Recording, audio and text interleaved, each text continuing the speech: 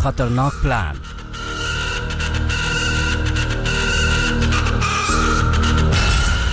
Dragon के साथ आया पाकिस्तान।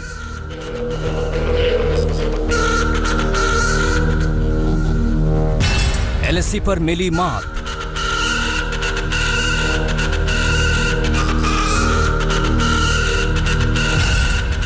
तो अब चीन करेगा भीतरघात।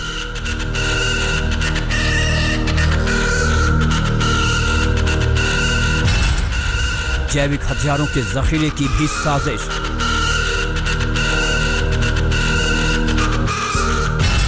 लेकिन ड्रैगन की हर हरकत पर साजिश में हमने खोद दी है सुरंग। चीन पर चौतरफा नकेल। फेल। इस प्रोग्राम में अगले 1 घंटे में हम चीन की हर चाल को करेंगे बेनकाब। एक एक कर ड्रैगन के नापाक गठजोड़ को करेंगे बेनकाब।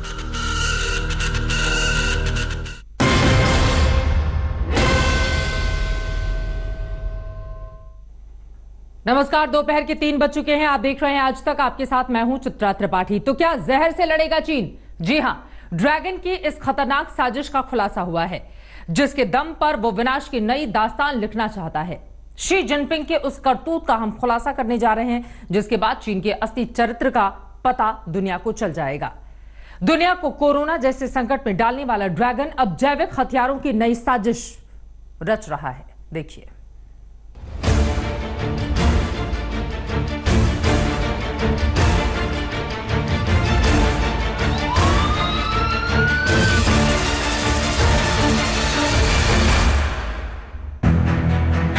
एक वायरस जिसने दुनिया में मचाई तबाही।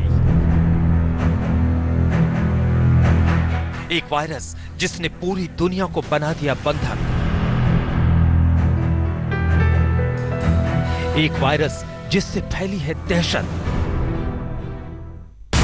उस कोरोना वायरस से पूरी दुनिया में 1,60,00,000 लोग संक्रमित हो गए हैं, जबकि 6,45,000 से ज्यादा लोग अपनी जान गंवा चुके हैं। चीन का मंसूबा सिर्फ और सिर्फ तबाही है। वो नापाक गठजोड़ कर साजिशों को अंजाम देना चाहता है। वहीं एक और हिंदुस्तान है जो दुनिया की तरक्की के गीत गाता है, शांति सद्भाव की मुहिम चलाता है। लेकिन चीन पाकिस्तान के साथ मिलकर दुनिया की बर्बादी का लैब तैयार करने में जुटा है। आपको इसकी पूरी सच्चाई बताएंगे, लेकिन चीन और पाकिस्तान कान खोलकर सुन ले कि उनकी कोई साजिश कामयाब नहीं होगी। 21 साल पहले पाकिस्तान ने जो गलती करगिल में की थी, उसका बड़ा खामियाजा उसे भुगतना पड़ा था। देश के कई जवानों ने जान की बाजी लगाकर पड़ोसी को चारों खाने चित्त किया था। उसी करगिल दिवस का जश्न आज देश मना रहा है, उन शहीदों को याद कर रहा है। भारत उन दिनों को नहीं भूला जब पाकिस्तान ने विश्वासघात किया था। दुष्ट का स्वभाव ही होता है हर किसी से बिना वजह दुश्मनी करना। ऐसे स्वभाव के लोग जो हित करता है उसका भी नुकसान ही सोचते हैं। इसलिए भारत की मित्रता के जवाब में पाकिस्तान द्वारा पीठ में छुरा थोपने की कोशिश हुई थी, लेकिन उसके बाद भारत की वीर सेना ने जो पराक्रम दिखाया, भारत ने अपनी जो ताकत दिखाई, उसे पूरी दुनिया ने देखा। आप कल्पना कर सकते हैं, ऊंचे पहाड़ों पर बैठा हुआ दुश्मन और नीचे से लड़ रही हमारी सेनाएं, हमारे वीर जवान। लेकिन जीत पहाड़ की ऊंचाई की नहीं, भारत की सेनाओं के ऊंचे हौसले और सच्ची वीरता की हुई। 1999 में विश्वासघात करने वाले उसी पाकिस्तान के साथ मिलकर चीन ने नई साजिश की नींव डाली है। आपको बताते हैं कि आखिर क्या है वो साजिश। ड्रैगन की सबसे बड़ी और नई साजिश ने पूरी दुनिया में हड़कंप मचा दिया है। चीन ने अपनी इस साजिश रास्ते का सफर बनाया है इमरान खान को। दुनिया के 2 बदनाम देश चीन और पाकिस्तान पहले से ही मिले हुए थे, और अब इस मेलजोल से उपजी खतरनाक साजिश सामने आई है। इंटेलिजेंस के जरिए कुछ ऐसे सबूत हाथ लगे हैं जो किसी को भी चिंतित कर देंगे। चीन और पाकिस्तान लद्दाख में एलएसी और जम्मू कश्मीर में एलओसी से दूर लैब में मानवता के खिलाफ डरावना खेल खेल रहे हैं। चीन के वुहान में वायरस वाली जो लैब है, वैसी ही लैब सीक्रेट तरीके से पाकिस्तान में बन सकती है।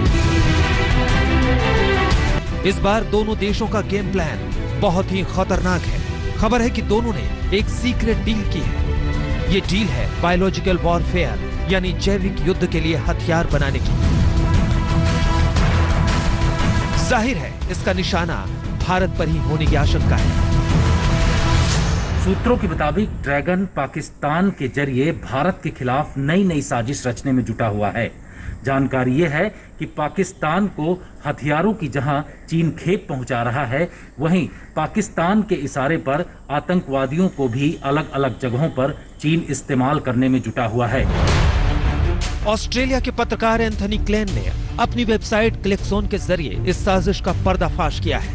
एंथनी क्लेन ने दुनिया भर के खुफिया सोर्सेज की मदद से ये दावा किया है कि चीन और पाकिस्तान ने जैविक हथियार बनाने के लिए 3 साल की डील की है। इस डील के तहत ये दोनों देश लैब में एंथ्रेक्स जैसे खतरनाक वायरस को तैयार करने का तरीका ढूंढ रहे हैं। इसके जरिए जरूरी सैंपलिंग टेस्ट किए जा चुके हैं। चीन ने पाकिस्तान के वैज्ञानिकों को इस बारे में डेटा दिया है और कई दूसरी जरूरी जानकारियां भी शेयर की है। चीन की रणनीति है कि इस बार वुहान की वायरोलॉजी लैब की जगह पाकिस्तान की लैब में रिसर्च हो और वहां मानवता का नाश करने वाला अगला विध्वंसक हथियार तैयार हो। तो ये दोनों कावड़ आर्मी, दोनों कावड़ देश जो डरपोक देश हैं, वो साठ-गांठ करके विश्व को परेशान करने के लिए, तबाह करने के लिए एक ये बायोलॉजिकल वॉरफेयर का सहारा ले रहे हैं और ये इसीलिए एंथ्रेक्स वायरस बनाने की दिशा में आगे बढ़ रहे हैं।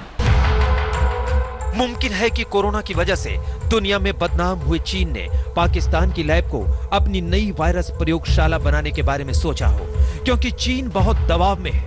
आरोप है कि चीन की लैब से निकला कोरोना पूरी दुनिया को बेहाल किए हुए है। कोरोना वायरस चीन की लैब से निकला या नहीं, इसकी जांच भी चल रही है। कुछ दिन पहले WHO की टीम इसी जांच को शुरू करने के लिए बीजिंग गई थी। ऐसे हालात में चीन को जैविक युद्ध वाला प्रयोग करने के लिए नई जगह की तलाश है और इसके लिए पाकिस्तान से अच्छी जगह और कौन सी हो सकती है। पाकिस्तान को आतंकवाद की नर्सरी यूं ही नहीं कहा जाता। अमेरिका मानता है कि वुहान के लैब से कोरोना वायरस का निकलना हादसा नहीं बल्कि सोची समझी साजिश थी। अमेरिका की खुफिया एजेंसियां लगातार जांच कर रही हैं। अमेरिका यहां तक कह चुका है कि अगर चीन पर आरोप साबित हुए तो उसे भयानक नतीजे भुगतने होंगे। और अब जैविक युद्ध की तैयारी पर नया खुलासा है। अच्छी बात यह है कि भारत और पश्चिमी देशों की इंटेलिजेंस एजेंसियों को इस बारे में पुख्ता जानकारी मिल चुकी है। अब आगे ज्यादा सावधानी बरतनी होगी। मनजीत नेगी के साथ आज तक ब्यूरो। चीन और पाकिस्तान की जुगलबंदी की हकीकत आपने देख ली। दोनों पड़ोसी मुल्कों की साजिशें और नापाक मंसूबे आपने देखे। लेकिन चीन की जहरीली जुगलबंदी यहीं खत्म नहीं होती। कई देशों के साथ ड्रैगन की जुगलबंदी खतरे की घंटी बजा रही है। आपको इसके बारे में बताएंगे, लेकिन सबसे पहले आपको बता देते हैं कि आखिर क्या वजह है कि कोरोना के संक्रमण काल में जैविक हथियार की चर्चा सुर्खियों में आ गई। न कहीं बम गिरा, न टैंक से दागे गए गोले, न छूटे मिसाइल, न ही लड़ाकू विमानों ने किसी ठिकाने को किया नेस्त नाबूद, न ही किसी देश की सेना ने दूसरे देश पर किया आक्रमण, न ही परमाणु बम ने मचाई तबाही, न कहीं हुआ ऐलान जंग, लेकिन दुनिया भर में फैल गई दहशत जो आज भी मचा रही है तबाही। आज भी पूरी दुनिया के लिए बना हुआ है का कोरोना नाम का ये वायरस ऐसा है कि लोग दनादन हो रहे हैं बीमार, लोगों की जा रही है जानें। 194 से ज्यादा देश में लोग हुए हैं प्रभावित। दहशत का यही सिरा चीन से जुड़ गया, क्योंकि सबसे पहले वायरस ने लोगों को बीमार करना चीन में शुरू किया था। चीन पर आरोप लगे कि उसने दुनिया से इस खतरनाक वायरस की बातें छुपाई। आरोप तो यहां तक लगे कि चीन के वुहान लैब में वायरस को लेकर रिसर्च चल रहा था और कहीं से यह वायरस लीक हुआ और पूरी दुनिया में तबाही मचाने लगा।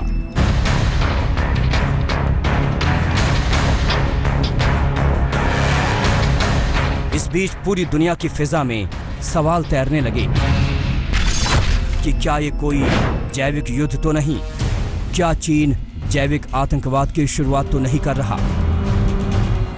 हालांकि अब तक इसकी पुष्टि नहीं हो सकी, लेकिन अमेरिका के राष्ट्रपति डोनाल्ड ट्रंप ने सरेआम कहा था कि चीन के वुहान की प्रयोगशाला से ही खतरनाक वायरस फैला और उसके पास पुख्ता सबूत हैं। हालांकि उन्होंने सबूत साझा करने से इनकार कर दिया।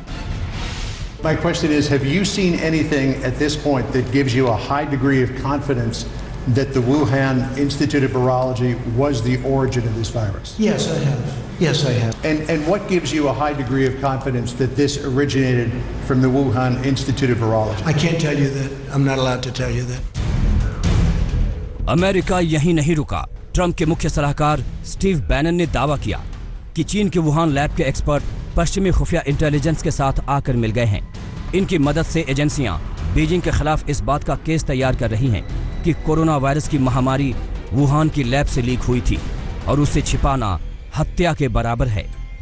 कोरोना वायरस ने जब तबाही मचानी शुरू की तो चीन का वुहान लैब संदेह के घेरे में आ गया और सवाल ये उठने लगे कि क्या चीन इस लैब के जरिए जैविक हथियार बनाने में जुटा हुआ है। अमेरिका सहित दूसरे देशों ने जब सवाल उठाना शुरू किया तो चीन ने इससे इनकार कर दिया, लेकिन अब जो रिपोर्ट आई है उससे चीन पर एक बार फिर सवाल उठने शुरू हो गए हैं। अब ऐसे में आपके मन में सवाल उठ रहा होगा कि आखिर क्या होता है जैविक युद्ध, जिसकी चर्चा कोरोना वायरस के संक्रमण के दौर में सबसे ज्यादा हो रही है। बैक्टीरिया, वायरस और दूसरे जीवाणुओं के जरिए खतरनाक किस्म के संक्रमणों को जब हमले के तौर पर इस्तेमाल किया जाए तो उसे जैविक युद्ध माना जाता है। कि जो एक चाइना का वॉर स्ट्रेटजिस्ट था सुन त्सू, उसने कहा था कि आर्ट ऑफ वॉरफेयर ये है कि बिना लड़े युद्ध किए दुश्मन को परास्त करो। मेरा ख्याल है कोविड-19 की जिस तरह से सफलता चीन को मिली है, जिस तरह से लोगों की मौत हुई है, जिस तरह से विश्व की आर्थिक व्यवस्था पूरी तरह से डमाडोल हो गई है कोविड-19 के चक्कर में, वो कारण है कि चीन को अब ये लग रहा है कि ये सही रास्ता है विश्व को तबाह करने के लिए। जैविक युद्ध की कोई सीमा नहीं होती, इसके विस्तार का कोई अंत नहीं, इसलिए इस युद्ध को संभालना मुश्किल भरा है। अगर किसी देश ने दूसरे देश के खिलाफ जैविक युद्ध छेड़ दिया तो ये कहना मुश्किल है कि वो देश चपेट में नहीं आएगा।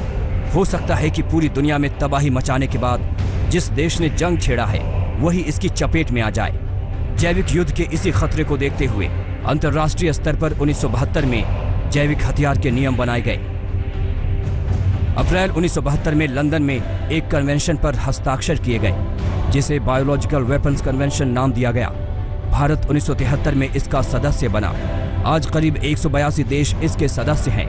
1972 में ही चीन ने संधि पर हस्ताक्षर किए। इस कन्वेंशन का मकसद जैव हथियार के विकास, उत्पादन और जमा करने पर रोक लगाना है। चाइना जो है वो पाकिस्तान के साथ में एक कोलैबोरेशन कर रहा है, जो पाकिस्तान की defence science and technology organisation है उसके साथ मिलकर के एंथ्रेक्स के ऊपर काम कर रहा है, जो एंथ्रेक्स एक बायो वेपन्स है। जैविक हथियारों के इस्तेमाल की बात करें तो इसका इतिहास एक सदी से भी पुराना है। पहले और द्वितीय विश्व युद्ध में भी जैविक हथियारों के इस्तेमाल किए गए।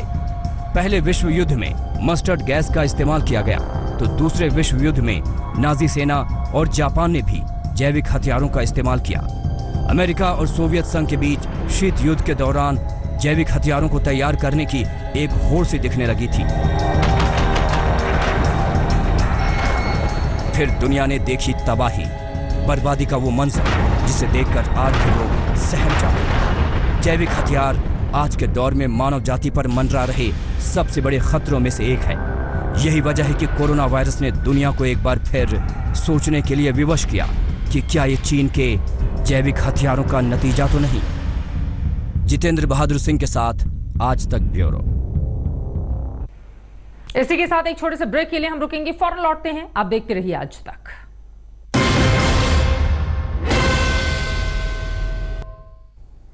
आपको बता दें कि चीन का मोहरा सिर्फ पाकिस्तान ही नहीं, उसकी जुगलबंदी में कई दूसरे देश भी शामिल हैं। कभी म्यांमार के साथ तो कभी नेपाल के साथ, कभी ईरान के साथ मिलकर चीन साजिश रच रहा है, खतरनाक प्लान बना रहा है। लेकिन हिंदुस्तान हर मोर्चे पर पूरी तरह से चौकस है। जब जहां मौका मिल रहा है, आतंकवाद को बढ़ावा देने में पूरी ताकत झोंक रहे हैं, वो भी एक साथ मिलकर। हिंदुस्तान के खिलाफ एलओसी पर जहां पाकिस्तान को लगातार मुंह की खानी पड़ रही है, वहीं एलएसी पर चीन की चालबाजी को भारत ने नाकाम कर दिया है। इसीलिए अब दोनों को मजबूरन साथ आना पड़ रहा है। चीन पाकिस्तान को अपने आर्थिक तौर से ऋण में उसको डुबो दिया है। साथ ही साथ नेपाल, बांग्लादेश, भूटान, श्रीलंका, हमारे सब पड़ोसी देशों पर चीन अलग तरीके का दबाव डालने की कोशिश करता रहा है। ये आज से नहीं, ये पहले से ही है। लेकिन जिस तरह से आर्थिक दबाव में पाकिस्तान एक तरह से अपनी आज़ादी चीन के प्रति खो चुका है, बाकी जो देश हमारे पड़ोसी देश हैं वो इंडिया के साथ, भारत के साथ अभी भी हम लोग के व्यवहार बहुत अच्छे हैं और चीन हम लोग के इन पड़ोसी देशों के साथ कुछ ज्यादा हमारा बिगाड़ नहीं सकता। हाल ही के दिनों में चीन और पाकिस्तान के सैन्य अधिकारियों के बीच कई बैठकें हुई है। इसी के बाद उत्तर में लद्दाख से सटे गिलगित बाल्टिस्तान में पाकिस्तान ने अपने 20,000 तैनात कर दिया था। ज्यादा दिन नहीं हुए जब स्कर्दू हवाई अड्डे पर चीन का एयर रिफ्यूलिंग एयरक्राफ्ट उतरा था। अब म्यांमार की कहानी सुनिए। चीन और पाकिस्तान की मिलीभगत से म्यांमार में उग्रवादी संगठनों को चीनी हथियार सप्लाई किए जा रहे हैं। ये खुलासा तब हुआ जब थाईलैंड और म्यांमार सीमा से गिरफ्तार आतंकवादियों से चीनी हथियार बरामद किए गए। ये हथियार पाकिस्तान और बांग्लादेश होते हुए वहां तक पहुंचाए गए थे। निशाने पर भारतीय ठिकाने थे। खुफिया एजेंसियों के मुताबिक चीन और पाकिस्तान की जहरीली जुगलबंदी के कई उदाहरण हाल ही में सामने आए हैं। जैसे चीनी सैनिक पाकिस्तान के खैबर इलाके के अलावा मुजफ्फराबाद में पाकिस्तानी सेना के लिए एक खास तरह की टनल बना रहे हैं। साथ ही चीन ने आईएसआई की मदद से पाकिस्तान की सेना को स्टील बुलेट का कंसाइनमेंट हाल ही में भेजा है, जिसे जैश और लश्कर के आतंकियों की साजिश में लगाया जाएगा। सूत्रों के मुताबिक चीन से पाकिस्तान ने विंगलुंग 2 ड्रोन भी खरीदे हैं। चीन की खिसियाहट देखिए, उसने पाकिस्तान और ईरान के साथ मिलकर चाबहार के अहम प्रोजेक्ट को भारत की भागीदारी के बिना शुरू करने की भी साजिश रच दी। गिलगित बाल्टिस्तान में चीन पहले ही पाकिस्तान के लिए बांध बनाने में जुटा हुआ है। अरबों रुपए की इस परियोजना के जरिए चीन पीओके में अपनी मौजूदगी बनाए रखना चाहता है। जम्मू कश्मीर के राजौरी सेक्टर के सामने पाकिस्तान ने पीओके में चीन से मिला सर्विलांस सिस्टम लगाया है। इससे वो भारतीय सेना की गतिविधियों पर नजर रख सकेगा। सच तो ये है कि चीन और पाकिस्तान दोनों ही अपनी हदें भूल गए हैं और ये भी कि हिंदुस्तान अपनी हर सरहद पर चौकस है और हर मोर्चे पर मुंहतोड़ जवाब देने में उसकी सेनाएं भी पूरी तरह सक्षम हैं। लद्दाख में मुंह की खाने के बाद चीन अब भारत के दूसरे पड़ोसी देशों को भारत के खिलाफ भड़काने में जुटा हुआ है। पाकिस्तान, श्रीलंका, नेपाल, म्यांमार जैसे देशों को सड़क, रेल और बंदरगाह जैसी परियोजनाओं के मामले में चीन भारत के खिलाफ साजिश रच रहा है। लेकिन चीन की इस बदलती रणनीति को देखते हुए भारत ने भी वैश्विक स्तर पर आर्थिक और राजनीतिक मोर्चे पर चीन के मुकाबले की तैयारी कर ली है और इसीलिए भारत को अमेरिका, ऑस्ट्रेलिया जैसे बड़ी महाशक्तियों का साथ भी मिल रहा है। मंजित नेगी, दिल्ली, आज तक। वैसे चीन की चालबाजियों का कोई अंत नहीं है। हिंदुस्तान ने वहीं पहाड़ों में उसे पटखनी दी और आगाह कर दिया है, लेकिन चीन मानने को तैयार नहीं। अब तो उसकी तैयारी पानी में पराक्रम करने की है। असम में जिस ब्रह्मपुत्र नदी की पहचान बाढ़ वाली नदी के तौर पर होती रही है, उसके जरिए अब चीन को सबक सिखाने के मिशन में भारत जुट गया है।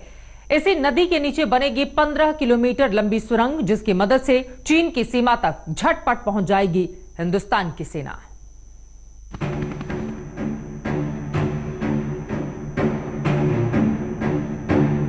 ना नभ, ना थल, ना जल में चीन कर पाएगा तंग।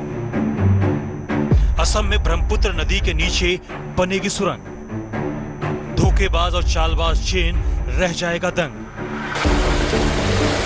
अब बारी है असम में उफनती इस ब्रह्मपुत्र नदी में चमत्कार करने की, ये साबित करने की कि हिंदुस्तान पानी में चीन को पटखनी देने के लिए पूरी तरह तैयार है। इसके लिए सरकार ने असम में करीब 15 किलोमीटर लंबी अंडर वाटर सुरंग बनाने के लिए हरी झंडी दे दी है। ये देश में नदी के नीचे बनने वाली सबसे लंबी सुरंग होगी। पहले आपको स्पेशल एनिमेशन के जरिए ये दिखा देते हैं कि ये खास सुरंग कहाँ बनेगी, फिलहाल वहाँ हालात क्या हैं और किस तरह की दिक्कतों का सामना करना पड़ता है। दरअसल अभी असम के नुमालीगढ़ से अरुणाचल प्रदेश के बेहद करीब गोहपुर जाने के लिए करीब 8 घंटे का सफर तय करना पड़ता है। ब्रह्मपुत्र नदी की वजह से कई किलोमीटर घूम कर जाना पड़ता है और फिर पुल पार करके नदी के उस पार गोहपुर पहुंचा जाता है। असम और अरुणाचल प्रदेश को अलग करने वाली इस नदी के नीचे सुरंग बन जाने से नुमालीगढ़ और गोहपुर के बीच का रास्ता आधे घंटे से भी कम वक्त में पूरा हो जाएगा। इसका सबसे बड़ा फायदा ये होगा कि सामरिक नजरिए से संवेदनशील अरुणाचल प्रदेश के इलाकों में बेहद कम वक्त में पहुंचा जा सकेगा। असम में ब्रह्मपुत्र नदी में जैसे जैसे जलस्तर बढ़ता है, हर वर्ष बाढ़ आती है। लाखों लोग बेघर हो जाते हैं, सैकड़ों को परेशानी होती है, कई पुल टूट जाते हैं और रास्तों का तो पता भी नहीं चलता।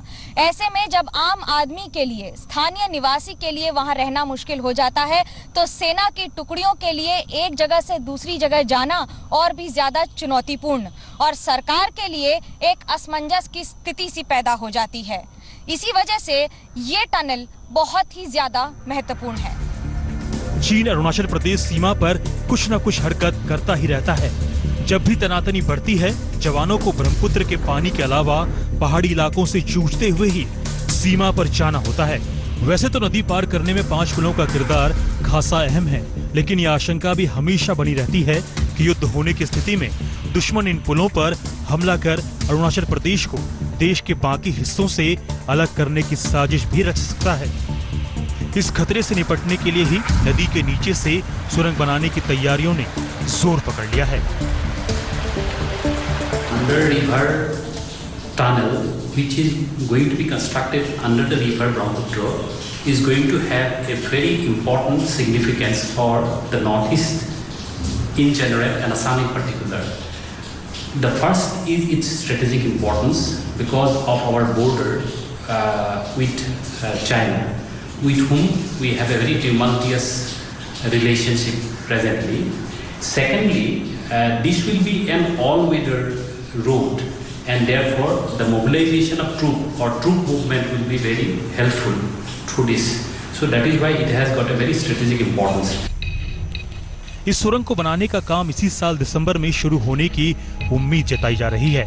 अब आपको बताते हैं कि आखिर इस सुरंग की खासियत क्या होगी। इसमें 2 अलग ट्यूब होंगे ताकि दोनों ओर से ट्रैफिक का संचालन किया जा सके। इस सुरंग में 4 लेन वाली सड़क होगी, जिसके जरिए अरुणाचल प्रदेश से लगने वाली सीमा तक सैन्य साजो सामान और सैनिकों को पहुंचाने का काम आसानी से किया जा सकेगा। 3 चरणों में बनने वाली सुरंग में ट्रैफिक की रफ्तार औसतन 75 किलोमीटर प्रति घंटे तक होगी।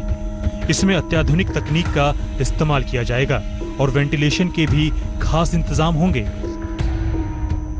Brahmaputra at Bogibeel was some 6-7 kilometer wide before the bridge was constructed there, which was narrowed to 4.9 kilometer for construction of the bridge.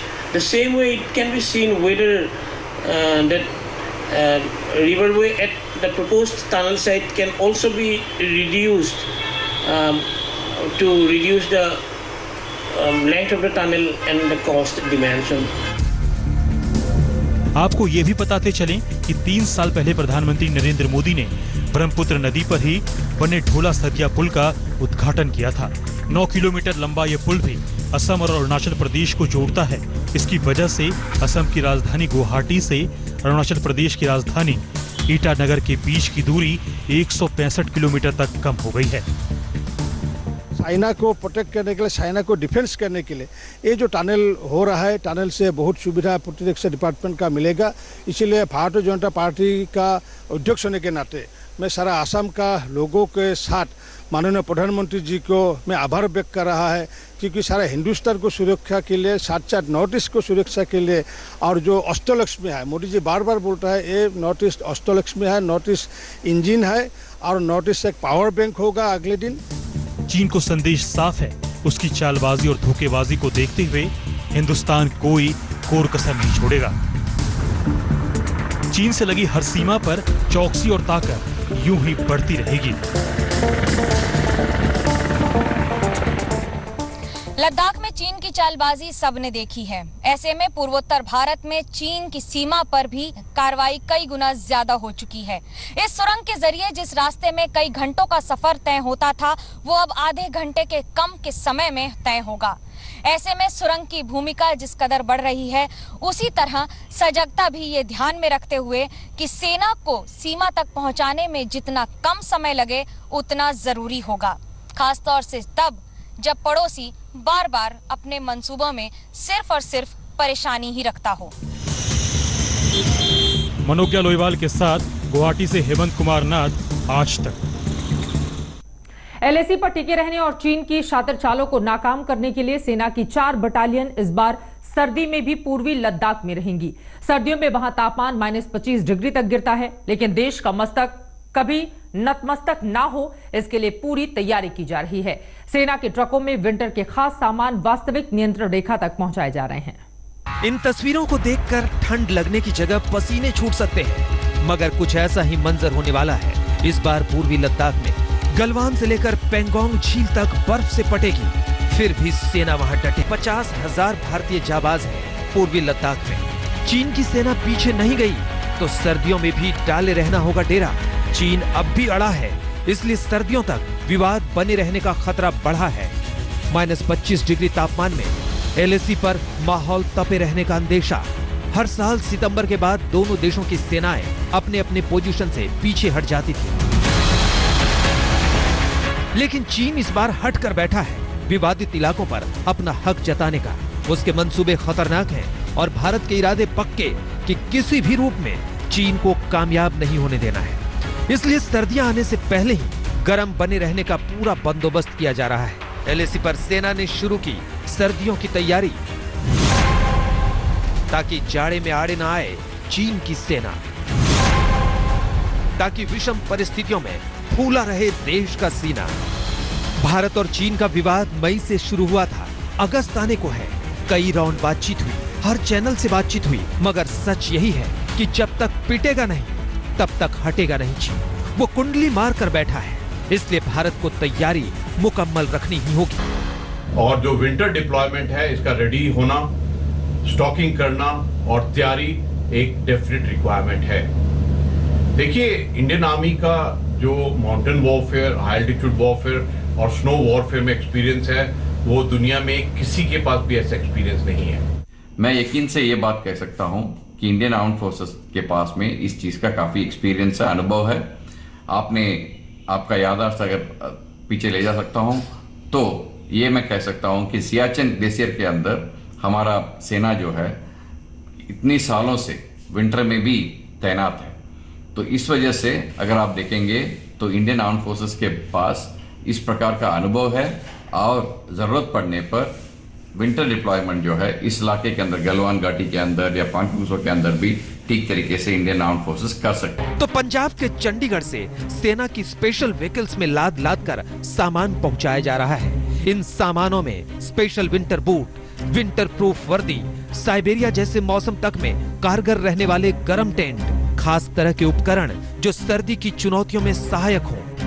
आमतौर पर लद्दाख में 1 बटालियन से ज्यादा सेना की तैनाती नहीं रहती थी, लेकिन इस बार करीब 5 बटालियन आर्मी है, करीब 2500 आईटीबीपी के जवान हैं। जाहिर है संख्या बड़ी है, इसलिए सामान को समय पर पहुंचाने की चुनौती भी बढ़ी है। बर्फ की वजह से सितंबर के बाद लद्दाख का देश के दूसरे इलाकों से संपर्क टूट जाता है। रोहतांग से लेह तक 5 दर्रे हैं जो जम जाते हैं, इसलिए यहाँ सड़क मार्ग से संपर्क टूट जाता है। इसलिए सेना सितंबर से पहले ही अपनी सारी तैयारी पूरी कर रही है। यूं तो भारत के पास चिनूक की महाशक्ति है। ये वो हेलीकॉप्टर है जो दुर्गम से दुर्गम इलाकों तक में 1 टन से ज्यादा सामान पहुंचा सकता है, लेकिन उसकी नौबत क्यों आने दी जाए जब पहले से ही पता है चीन की नीयत, कथनी कुछ करनी कुछ। जो जैसे स्नो खत्म हुई थी, मेल्ट हुई थी, तभी से ये चीज शुरू हो गई थी। हमारे लिए जरूरी है कि जोजिला पास और रोहतांग एक्सिस जो दोनों हैं, इनको ओपन रखा जाए और जो जोजिला और रोहतांग के लिए टनल प्लान की गई हैं, जो बन रही हैं, उसको एक्सपेडाइट किया जाए देखिए, इन इलाके के अंदर में हमारे पूरे सोल्जर्स और एनिमल ट्रांसपोर्ट जितनी है उसके लिए सप्लाई राशन फॉर्डर का एक कैलकुलेशन किया जाता है कि उनकी रिक्वायरमेंट क्या होगी। चलिए आपको पूर्वी लद्दाख की आज की हकीकत बताते चलते हैं। सबसे ज्यादा तनाव पेंगोंग झील पर है। 14 जुलाई को कोर कमांडर लेवल की बातचीत के बाद अब तक स्थिति जस की तस है, कोई बदलाव नहीं आया है। इन 11 दिनों में चीन कई बार वादा कर चुका है पीछे जाने का, मगर जाता नहीं है। अभी तक जहां जहां उसकी पोजीशन प्रैक्टिकली वायबल नहीं थी, जैसे कि गलवान वैली में जहां की वैली बैठा था और माउंटेन के ऊपर नहीं बैठा था, उसने विड्रॉ कर लिया है। लेकिन जहां पर उसकी पोजीशन स्ट्रांग है, जैसे डेप्सांग में और पंगैंग सो फिंगर्स में, वो क्यों विड्रॉ करेगा इतनी जल्दी जब तक कोई कंसेशन ना मिले।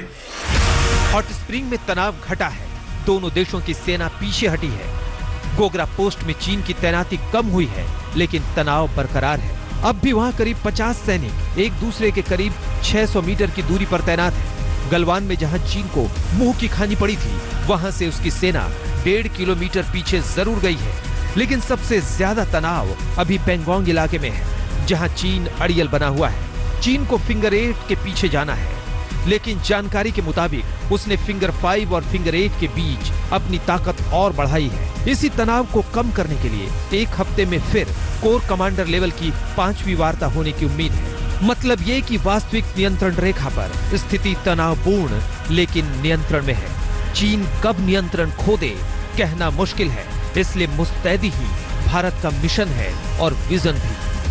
LAC पर लद्दाख में जो स्थिति बनी हुई है उससे ये साफ हो गया है कि ये तनाव अभी लंबा चलेगा। इसके चलते भारतीय सेना पूरी तरह से तैयार है लंबे समय के लिए डटे रहने पर। और भारतीय सेना को ये संदेश भी दे दिया गया है कि अगर वायुसेना या थल सेना को स्पेशल ऑपरेशंस लॉन्च करने पड़े तो उसे कम से कम समय में ये करने के लिए तैयार होना चाहिए। कैमरा पर्सन सत्या के साथ अभिषेक भल्ला, दिल्ली आज तक। इसी के साथ एक ब्रेक के लिए हम रुकेंगे, फौरन लौटते हैं। खबरें आज तक पर लगातार जारी हैं, आप देखते रहिए आज तक। नमस्कार, मैं हूं अंजना ओम कश्यप। हमें उम्मीद है ये वीडियो आपको पसंद आया होगा। लेटेस्ट खबरों के लिए यूं ही देखते रहिए आज तक, और इस वीडियो के पसंद आने पर लाइक, शेयर एंड सब्सक्राइब करना ना भूलें।